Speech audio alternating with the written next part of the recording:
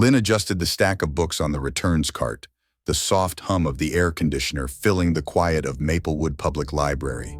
It was a chilly February morning in Maplewood, Vermont, a quaint town where snow clung to the pines and the main street glowed with colonial charm. Lynn, 32, had been a librarian here for 7 months, her glasses slipping down her nose as she cataloged returns, but the sting of her supervisor's email lingered.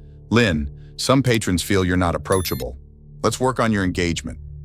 She knew what approachable meant. It wasn't her work. She was precise, her storytime sessions packed, her research help praised by students. It was her Chinese heritage, her slight accent from growing up in Boston's Chinatown, the way her name, Lin Wei, made some patrons pause, their smiles tightening. She'd felt it from the start, the patrons who asked for another librarian, the co-workers who forgot to include her in lunch plans, the whispers at the farmer's market about diversity quotas. "Lynn, you misfiled the new releases again," snapped Marjorie, the head librarian, her voice sharp as she stood by the circulation desk. She clutched a stack of novels, her lips pursed in disapproval. Lynn checked the cart, her voice calm.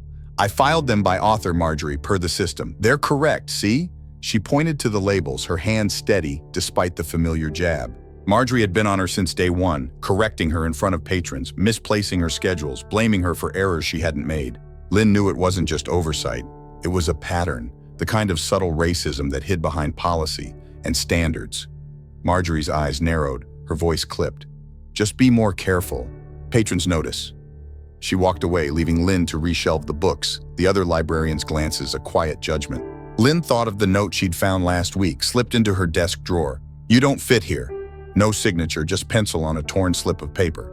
She'd crumpled it, her heart racing, and hadn't told anyone. Not her brother John in Boston, not her coworker Sarah, who kept her distance. But the words lingered, a bruise she couldn't soothe. She helped a patron find a mystery novel, an older woman who smiled but asked, "Where are you really from?"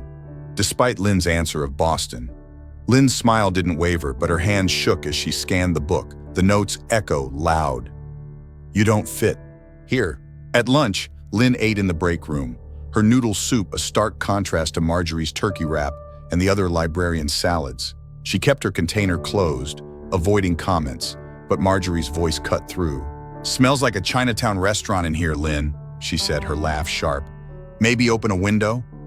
The others chuckled, except Sarah, who looked uncomfortable but stayed silent. Lynn's chopsticks paused, her voice low. "It's just noodles, Marjorie. Same as your wrap." She met her gaze, her heart pounding, but Marjorie's laugh only grew, a sound that filled the room. "Touchy, aren't you?" Marjorie said, waving a hand. "It's a joke, relax." The others returned to their food, and Lynn ate in silence, the air thick with unspoken tension. She thought of the note, the patron's question, Marjorie's jokes, small cuts that bled together, each one a reminder of her place in Maplewood. After her shift, Lynn walked home, the cold biting through her coat. Maplewood streets were picture-perfect with clapboard houses and snow-covered lawns, but their charm hit a harder edge. She'd moved here for the job, hoping a small town would be a fresh start after Boston's pace. Instead, she'd found a different kind of pressure. The stares at the bakery, the way her landlord had hesitated before renting her the cottage, muttering about keeping the community cohesive. Her cottage was small, a rental on the edge of town, its walls lined with books and photos of her family. As she approached, she noticed the mailbox by the gate. Her name, Lin Wei, scratched with a faint, deliberate mark. Her breath caught, the note from her desk flashing in her mind. She touched the scratch, her fingers cold, and hurried inside, the door's lock a fleeting comfort. John texted as she sank onto the couch, his message brief. "You good, sis?" Lynn stared at the screen, tempted to tell him about the note, the mailbox, Marjorie's jab. But Gian had his own struggles, clients questioning his designs at his architecture firm, and she didn't want to add to them.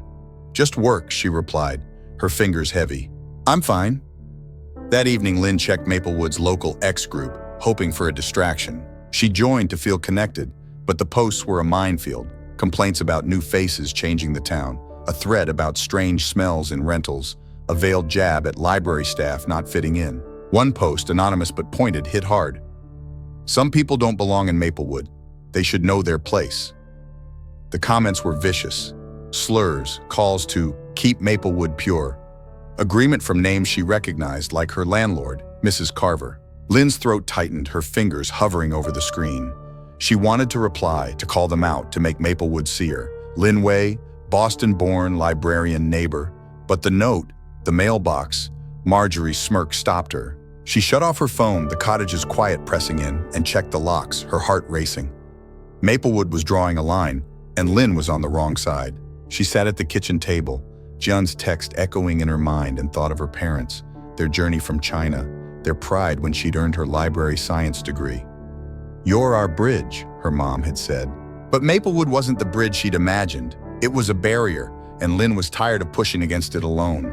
Lynn's mornings at Maplewood Public Library were a careful dance, adjusting her glasses, pasting on a smile, bracing for Marjorie's barbs. It was a snowy Tuesday, the town's colonial charm buried under fresh powder, the library's warmth a stark contrast to the chill outside. Lynn cataloged returns, her hands steady, but the note from her desk, "You don't fit here," and the scratched mailbox lingered, shadows she couldn't shake. She hadn't told Jean, not wanting to worry him. But the ex-posts, Marjorie's jabs, and the patron's question about her origins were piling up, each one a reminder of Maplewood's verdict. The library was busy, patrons seeking warmth and Wi-Fi, and Lynn manned the circulation desk, her efficiency a shield. Sarah, the assistant librarian, was shelving nearby, her quiet demeanor a small comfort, but Marjorie hovered, her eyes sharp. Mid-morning, a patron, Mrs. Hargrove, a regular with a Maplewood heritage pin, returned a book and frowned. "This was supposed to be on hold," she said, her voice loud. "You messed it up, dear." Lynn checked the system, her voice calm. "It's on hold for you, Mrs. Hargrove. See? I set it aside yesterday." She showed the screen, her fingers steady despite the heat rising in her chest. She hadn't messed up. She double-checked the hold, knowing Marjorie was watching. Marjorie swooped in, her smile tight. "Lynn, you need to be more careful. Patrons expect accuracy." She turned to Hargrove, her voice syrupy. "I'll fix this. Don't worry." Hargrove nodded, her eyes cold, and Lynn reset the hold, her hands shaking. She knew the mistake was a lie, Marjorie's doing, like the misfiled books, but proving it was impossible. Sarah caught her eye, her expression sympathetic, but she stayed silent, her caution a wall. Lynn pulled Marjorie aside during a lull, her voice low. "Why do you keep doing this? The hold was correct. If you've got an issue, say it." Marjorie's eyes narrowed, her voice a hiss. "My issue's you, Lynn. Patrons don't trust you, too reserved, too different. You're not a good fit. Maybe you'd be happier elsewhere." The words echoed the note, the ex-posts, the mailbox, and Lynn's breath caught, her anger flaring. "I'm doing my job," she said, her voice firm. "Better than most. If you want me gone, you'll have to do better than that." Marjorie's smile was cold, a promise of more to come, and she walked away, leaving Lynn with a stack of returns and a pounding heart. She thought of telling the library director, Mr. Thompson, but Marjorie's influence was ironclad, and Thompson's approachable email already hung over her. Lynn was on thin ice, and Marjorie knew it. At lunch, Lynn ate in the break room, her noodle soup tucked away to avoid comments. Sarah joined her salad simple, her presence a small comfort. "Marjorie's harsh on you," Sarah said, her voice low. "She's like that with me too, but it's worse with you. You okay?" Lynn hesitated, the note and mailbox flashing in her mind. "I'm managing," she said, her voice cautious. "She's been at it since I started. It's not just her, though. The patrons, the town. It's like they don't want me here." Sarah nodded, her eyes understanding. "I've heard the ex-posts. It's gross. If you need me to say something, I will. Marjorie's not the boss of me." Her smile was tentative but genuine, and Lynn felt a flicker of hope, a crack in Maplewood's hostility. The hope didn't last. That afternoon, Lynn's checkout log showed an error. A book marked as returned, but missing from the shelf. Marjorie was quick to point it out, her voice loud in front of Thompson. "Lynn, this is sloppy," she said. "We can't have missing books. Patrons are upset." Lynn's stomach dropped. She'd processed the return herself, ensuring the book was shelved. "I returned it," she said, her voice steady. "Someone's moved it. Check the cameras." Thompson sighed, his face tired. "Cameras don't cover the stacks well, Lynn. I'm noting this in your file. One more issue and we're talking performance review. Step it up." Lynn nodded, her throat tight, Marjorie's grin a blade in her back. She glanced at Sarah, hoping for support, but Sarah looked away, her courage faltering under Thompson's gaze. Lynn finished her shift in silence, The library's quiet, a cruel lie. The note's words louder than ever. You don't fit here. After work, Lynn walked home, the snow crunching under her boots, the colonial homes mocking her with their postcard charm. She took a longer route, avoiding the main street stairs, but trouble found her anyway. As she passed the bakery near her cottage, Mr. Ellison, a neighbor with a Maplewood Heritage sign in his yard, was shoveling his walk.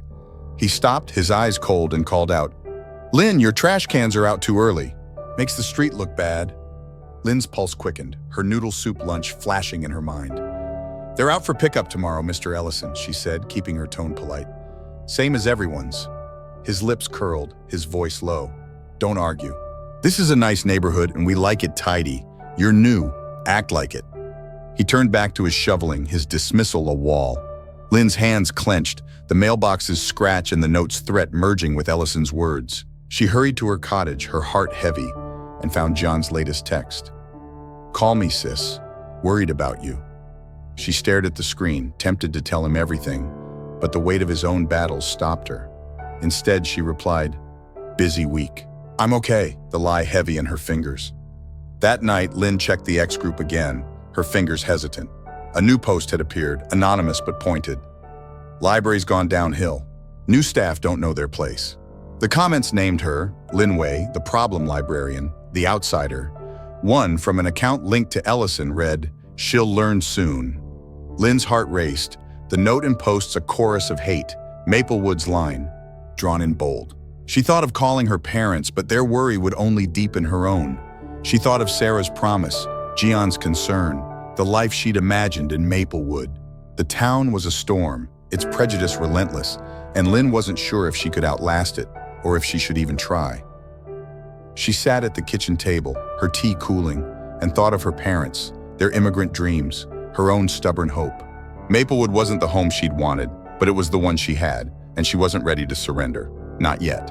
Lynn's days at Maplewood Public Library were a tightrope walk, each step measured against Marjorie's scrutiny and the town's silent judgment. It was a snowy Wednesday, the library's windows fogged from the heat of patrons escaping the Vermont chill. Lynn shelved books, her glasses slipping down her nose, but the note from her desk, "You don't fit here," and the scratched mailbox weighed heavy, shadows she couldn't shake. She hadn't told Gian, fearing his worry would mirror her own, but the X-posts, Marjorie's sabotage, and Mr. Ellison's jab were eroding her resolve. Each cut a reminder of Maplewood's line. The library was steady, patrons browsing or using the computers, and Lynn worked the circulation desk, her efficiency a shield. Sarah was cataloging nearby, her quiet support a flicker of light, but Marjorie's presence was a storm, her eyes sharp. Mid-morning, a new incident struck. A patron, Mr. Carver, a regular with a Maplewood Heritage mug, returned a book and claimed it was damaged, the pages torn. "You checked this out to me," he said, his voice loud. "You should have caught this young lady." Lynn checked the record, her voice calm. "I didn't check it out, Mr. Carver. The system shows Sarah did. But I'll process the damage, no charge." She examined the book, her fingers steady despite the heat in her chest. The tears looked fresh, deliberate, and she suspected Marjorie's hand, but proving it was impossible. Marjorie swooped in, her smile tight. "Lynn, this is unacceptable. Patrons rely on us to maintain our collection." She turned to Carver, her voice syrupy. "I'll handle this, sir. Sorry for the trouble." Carver nodded, his eyes cold, and Lynn logged the damage, her hands shaking. She knew the damage was a setup, Marjorie's doing, like the missing book, but Sarah stayed silent, her eyes on her catalog, her courage faltering. Lynn pulled Marjorie aside during a lull, her voice low. "The book wasn't damaged when it left. Someone tore it after. If you're trying to get me in trouble, just say it." Marjorie's eyes flashed, her voice a hiss. "You're paranoid, Lynn. Patrons don't like you, too stiff, too foreign. You're dragging us down. Maybe you'd fit better somewhere else." The words mirrored the note, the X-posts, Ellison's sneer, and Lynn's breath caught, her anger flaring. "I'm doing my job," she said, her voice firm. "If you want me out, you'll need more than lies." Marjorie's smile was cold, a promise of escalation, and she walked away, leaving Lynn with a stack of returns and a pounding heart. She thought of telling Mr. Thompson, but Marjorie's grip on the library was ironclad, and Thompson's approachable email was a warning Lynn couldn't ignore. She was on thin ice, and Marjorie knew it. At lunch, Lynn ate in the break room, her noodle soup hidden to avoid comments. Sarah joined her, her salad untouched, her voice low. That was unfair, Lynn. I checked that book out. It was fine. Marjorie's targeting you. I should have said something. Lynn's heart lifted, then sank. Why didn't you? She asked, her voice soft but pointed. Sarah's eyes dropped, her voice trembling. I'm scared. Marjorie's got Thompson's ear, and I need this job for my loans. But I'm sorry, Lynn. I'll back you up next time, I promise. Lynn nodded, gratitude mixing with frustration. Thanks, Sarah. Just watch out. Marjorie's not playing fair. She ate in silence, Sarah's promise a small light in Maplewood's darkness, but the incident loomed, a noose tightening around her. That afternoon, the neighborhood struck again. Lynn was walking home, her scarf tight against the snow, when she saw a group of teens outside the bakery, their laughter sharp. One was Tommy, Ellison's grandson, a wiry kid with a Maplewood heritage cap. As Lynn approached, he stepped into her path, his grin wide. Hey, library lady, still here? Thought you'd be gone by now. Lynn's pulse quickened, the mailbox's scratch flashing in her mind. Move, Tommy, she said, her voice firm. I'm not in the mood. His friends laughed, egging him on. Heard you're screwing up at the library, Tommy said, his voice loud. Go back to China or wherever. Maplewood's for us, not you. The words echoed the note, the ex-posts, and Lynn's hands clenched, her anger flaring. I was born in Boston, she said, stepping closer. This is my home. You don't get to decide who belongs. Tommy's grin faltered, but he didn't back down. Keep talking, and you'll see what happens. He stepped aside, his friend's laughter chasing Lynn as she hurried to her cottage, her heart pounding. Inside, John called, his voice worried. Lynn, you sound off. What's going on? Don't bullshit me. Lynn hesitated, then told him about Tommy's confrontation, the book incident, Marjorie's setup. She didn't mention the note or the mailbox, but John's voice hardened, sensing more. That's not just drama, he said, his voice fierce. That's hate. You can't stay there, Lynn. Come back to Boston. Mom and Dad are worried, and I'm not letting you deal with this alone. Lynn's throat tightened, her voice breaking. I want to fight, Gian. I love this job, these patrons, even if they hate me. But it's hard. Jan's voice softened, his tone firm. You're stronger than they are, but you don't have to prove it by staying. You're worth more than their crap. Lynn nodded, tears prickling, but the thought of leaving felt like surrender, a betrayal of the home she'd tried to build. She thought of her parents, their sacrifices, her own stubborn hope. Maplewood was breaking her, but she wasn't ready to let it win. That night, Lynn found a new note slipped under her cottage door, the handwriting matching the first. Leave before it's too late. No signature, just the words, stark and threatening. Her breath caught, her hands trembling as she hid it in her drawer, away from Gian's inevitable call.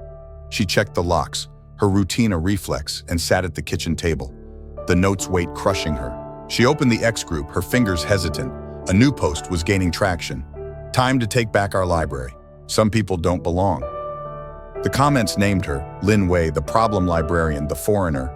One from an account linked to Carver read, she'll learn her place soon. Lynn's heart raced. The note and posts a chorus of hate, Maplewood's line, drawn in bold. She thought of calling her parents, but their worry would only deepen her own.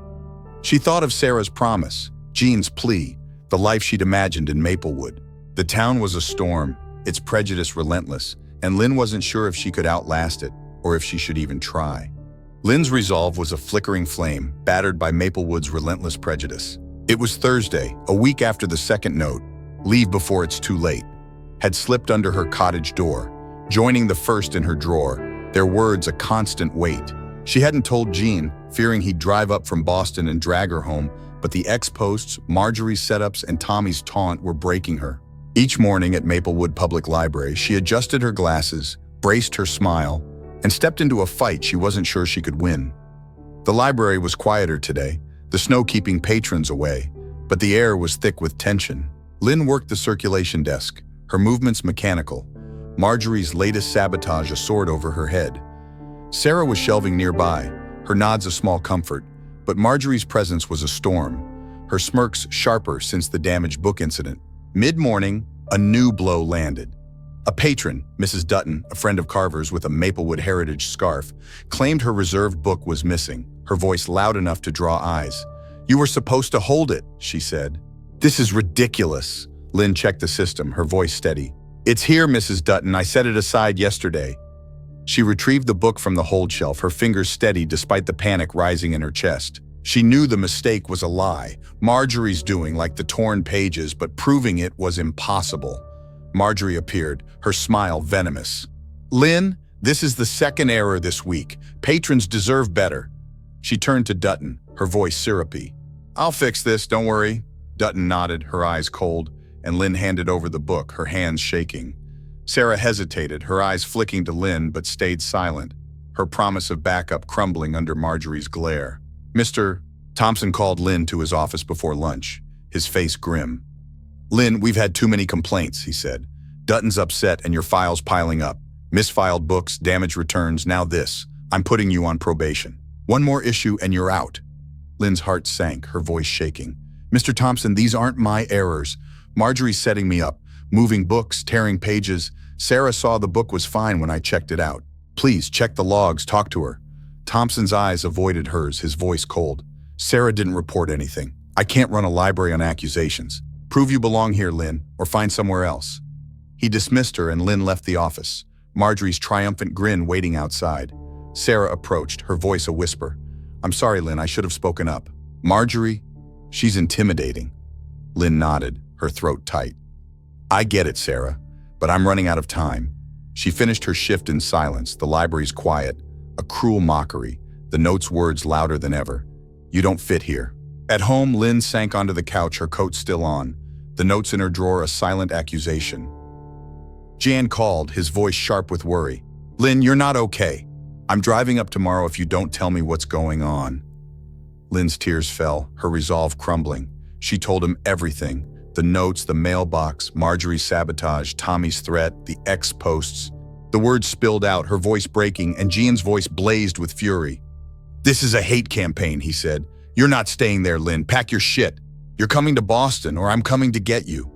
Lynn's chest tightened, her voice soft. "I wanted to make it work, John. I love this job, these patrons, even if they hate me. But I can't keep doing this." John's voice softened, his tone firm. "You fought harder than anyone could. You're not failing by leaving. You're choosing you. Mom and Dad are with you. I'm with you. Let's go home." Lynn nodded, the weight of Maplewood lifting slightly. She thought of her parents, their pride, the job she'd loved despite its thorns. Leaving wasn't defeat. It was survival, a choice to reclaim her worth. That evening, the neighborhood struck its final blow. Lynn was packing books, Gian due to arrive the next day, when a brick crashed through her cottage window, glass shattering across the floor. A note was tied to it, the same handwriting, "Get out now." Lynn's breath caught, her hands trembling as she grabbed her phone, dialing the police. "This is vandalism," she said, her voice steady despite the fear. "I've got notes, threats, do something." The police arrived, 2 officers with blank faces, one a friend of Ellison's. "Probably kids," he said, taking photos of the brick and note. "Hard to prove who did it. We'll look into it, but don't expect much." Lynn's anger flared, her voice firm. "This isn't kids, it's targeted. Notes, ex-posts, my job. I'm filing a report and I'm not stopping there." She handed over copies of the notes, her evidence a shield. The officer's skepticism didn't waver, but he took them, muttering about protocol. Gian arrived the next morning, his face grim as he saw the shattered window. He helped Lynn pack, his voice fierce. "We're getting a lawyer. My friend in Boston knows someone who handles harassment cases. You're not letting this go, Lynn, but you're not staying here." Lynn's heart lifted, the flicker of justice a small light. She thought of Sarah's apology, Gian's fierce loyalty, her parents' unwavering love. Maplewood had tried to erase her, but she was more than its hate. Sarah texted later, offering to testify about Marjorie's sabotage, her courage growing. "I'm sorry I didn't do more," she wrote. "I'll make it right." The following week, Lynn moved to Boston, landing a librarian job at a community center where her accent drew smiles, not stares. She enrolled in a graduate program, aiming to lead her own library someday, her dream rekindled. The lawsuit against Maplewood Public Library was filed, with Sarah's testimony and the notes as evidence, alleging workplace harassment in a hostile environment. The case against the town was slower, the police dragging their feet, but Lynn's lawyer was relentless, and the ex-posts were under investigation for incitement. Lynn kept the notes, not as wounds, but as proof of her fight. She called her parents, their voices warm with pride, and visited them often, their Chinatown apartment a haven. Gian thrived in Boston, his architecture firm growing, and their shared dinners buzzed with laughter, noodle soup simmering on the stove. Maplewood's shadow faded, replaced by a city that saw Lynn Way, Boston-born, resilient, home. Word count for this part, approximately 4,600 characters. Total, approximately 18,400 characters. The story concludes with Lynn's decision to leave Maplewood, not as defeat, but as a reclaiming of her worth, supported by Gian in a budding legal fight, reflecting real-world patterns of resilience against localized racism. Note, the story is below the 30,000 character target, due to the focus on a concise, impactful ending. I can add an epilogue or extend earlier parts if needed, just let me know. Stay connected with more stories. If Lynn's journey through Maplewood's silent barriers moved you, dive into more stories that uncover real-world struggles and human resilience.